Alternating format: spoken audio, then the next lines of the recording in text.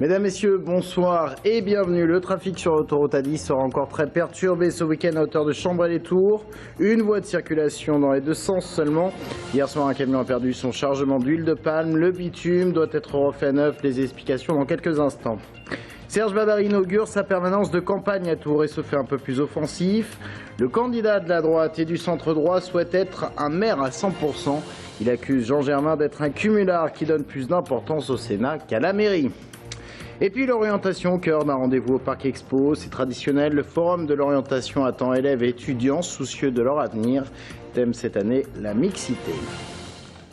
L'autoroute A10 a donc été bloquée toute la nuit à hauteur de Chambray-les-Tours. Hier soir, vers 21 h, un accident a impliqué un véhicule et un camion-citerne. Ce dernier a fini en travers de la route. Tout son contenu s'est déversé sur l'autoroute. 33 000 litres d'huile de palme. Il va falloir refaire tout le bitume. Aurélie Renaud et Audrey Champigny. L'A10 sous une épaisse couche blanchâtre. Conséquence d'une collision entre une voiture et un camion-citerne qui transportait des milliers de litres d'huile de palme. En quelques heures, les 26 000 litres d'huile s'agglomèrent sur la chaussée et se transforment en paraffine. Commence alors un travail de nettoyage colossal. Il a fallu carrément enlever une partie de l'enrobé puisque tout s'était imprégné dans l'enrobé. Et donc il a fallu faire ça sur l'ensemble des voies de l'autoroute, à cet endroit-là, 2 voies dans chaque sens. Toutes les équipes ont travaillé toute la nuit pour qu'à 6 h 30 du matin, ça soit ouvert au moment où la pointe du matin passe. Au total, 5000 m² de route piquetée et grattée. Dans la nuit de lundi à mardi, l'enrobée sera refaite. Cofiroute basculera alors la circulation dans le sens Paris-Province sur l'autre axe durant quelques kilomètres. Les buralistes inquiets pour leur stock de cigarettes. Les employés du distributeur Logista France sont en grève. Plus de tabac livré pour l'heure. Pas de pénurie mais dans les tabacs de notre région, mais la situation pourrait être plus tendue la semaine prochaine. Audrey Champigny. Depuis le début de la semaine, plusieurs sites de distribution bloquent l'approvisionnement de cigarettes.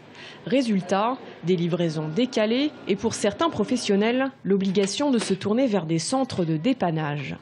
Pour l'instant, les buralistes peuvent encore faire face, mais jusqu'à quand ? On va être impacté au début de semaine prochaine parce qu'on aurait dû être livré lundi, on sera livré que jeudi.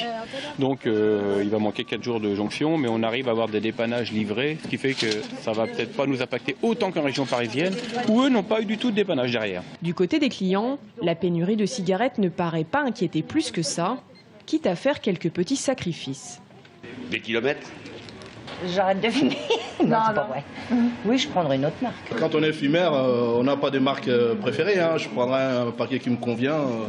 Si je fume des blondes, je prendrai un autre paquet de blondes. Selon la profession, cette grève, qui se rajoute à la hausse du prix du tabac, risque fort de renforcer un peu plus le marché noir. Une grève à l'entreprise BSI de Vénier en Indre-et-Loire. Une bonne partie des employés se sont mis en grève contre la suppression de certaines primes. La direction fait valoir les difficultés financières de l'entreprise. Bastien Mathieu. Ne pas perdre les avantages acquis par les salariés, telles sont les motivations des employés grévistes depuis hier matin.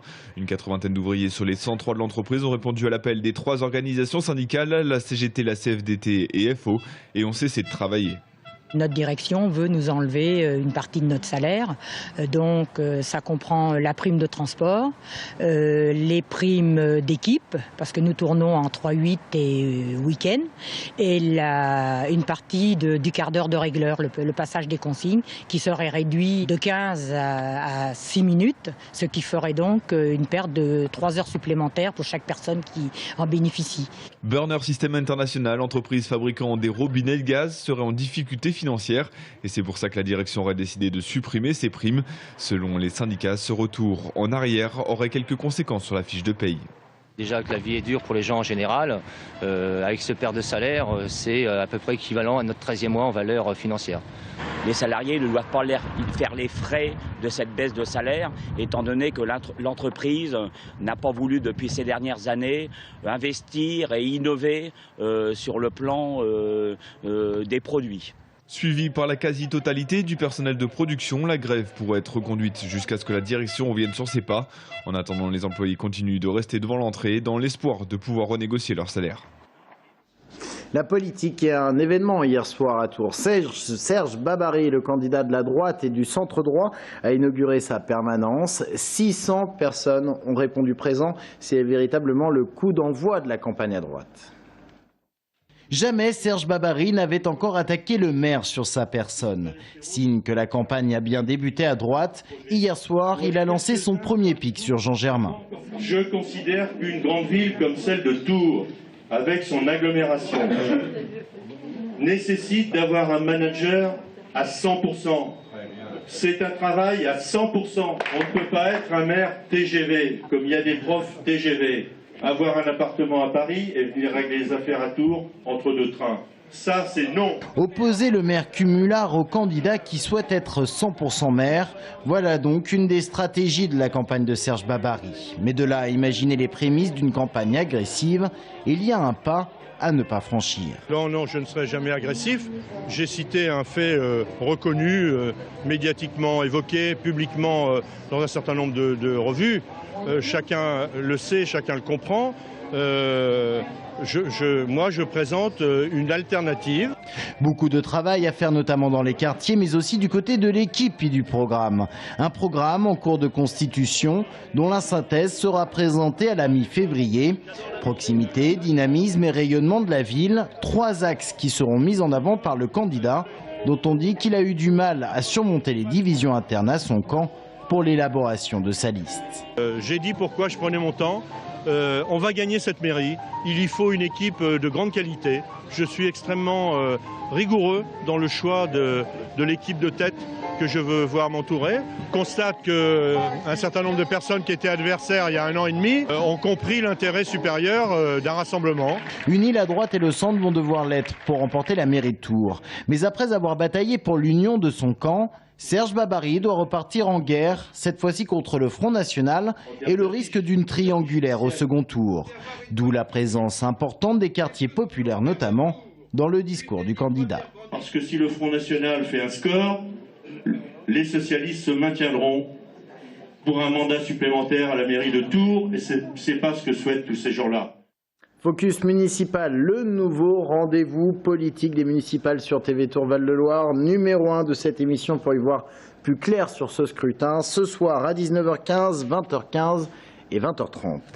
Un chiffre en bref, celui de la fréquentation du périphérique nord-ouest de Tours. Il est de plus en plus utilisé et génère un nouveau trafic. À titre d'exemple, la fréquentation sur le pont Saint-Côme a bondi de 40% entre 2011 et 2012. Fin 2012, on recensait plus de 36 000 passages par jour. Au nord, à la sortie du périph', plus de 21 000 passages par jour ont été comptabilisés fin 2012. Quant au possible prolongement de l'infrastructure au nord, une étude est en cours, mais désormais c'est Tours Plus qui en a la charge et plus le Conseil général d'Indre-et-Loire. Un rendez-vous pour les collégiens, lycéens et étudiants. Jusqu'à demain, se tient au Parc Expo de Tours le grand forum de l'orientation. 140 exposants présents, 500 formations représentées. Thème cette année, la mixité dans tous les métiers. Et il y a du chemin à faire. À titre d'exemple, les écoles d'ingénieurs sont encore très masculines. Seule une femme sur 4. Anaïs Michaud. Sage-femme, infirmière, puéricultrice, autant de professions qui semblent encore largement réservées à la gente féminine. Chloé est apprentie esthéticienne et reconnaît que son métier n'échappe pas à la règle, même si ça évolue peu à peu. Et heureusement, car les esthéticiens apportent une vraie valeur ajoutée dans un institut. Les femmes ont tendance à plus faire confiance à un homme et donc ils apportent vraiment un conseil vraiment très pointilleux aux femmes et les femmes ont plus tendance à les suivre sur leurs conseils.